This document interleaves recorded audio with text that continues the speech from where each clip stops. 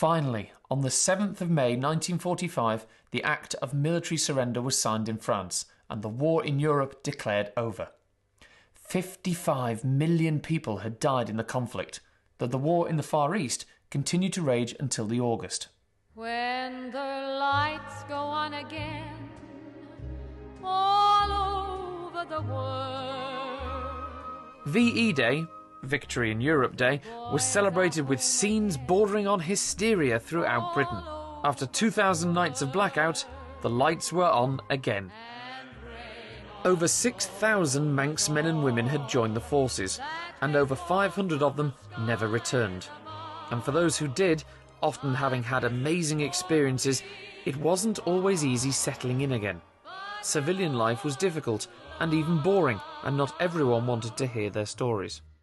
Lieutenant Colonel Brian Mulcreast of the Manx Regiment returned to running the Mulcreast's garages on the island.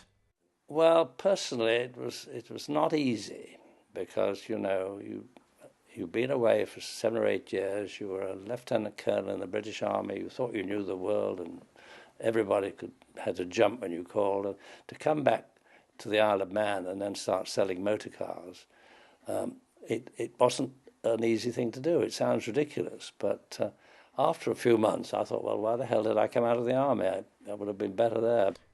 Bob Quayle, who was in a parachute battalion at the famous Battle of Arnhem, recalls the attitudes when he returned. If anybody mentioned the war, you know, in the pub at night, you're on your own. You walk away and leave you. So it got to be that you never bothered. You never talked about it. I never talked about it for years and years. And I never won my medals until 1990. For the first time, a King of England with his Queen... In July of 1945, the King and Queen paid a special visit to the island to thank the Manx people for their contribution to the war effort.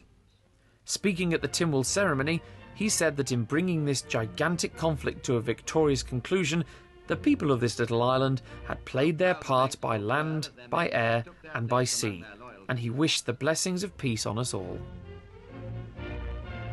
And indeed, the island had played a remarkable part in this World War. Not just because of the men and women who went to fight, but there were the internment camps and the military training camps where thousands were made ready to defend Western democracy.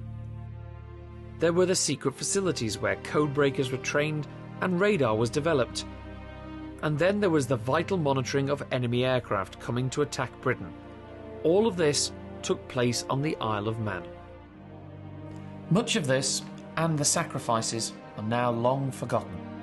But just occasionally someone asks, "What's that building for?"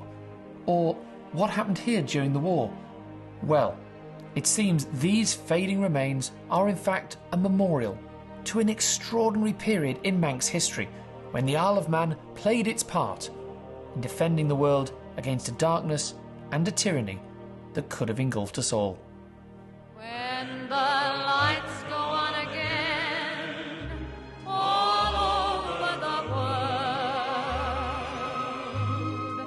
and the ships will sail again, all over the world, then we'll have time for things like wedding rings and free hearts will sing. When the lights go on again,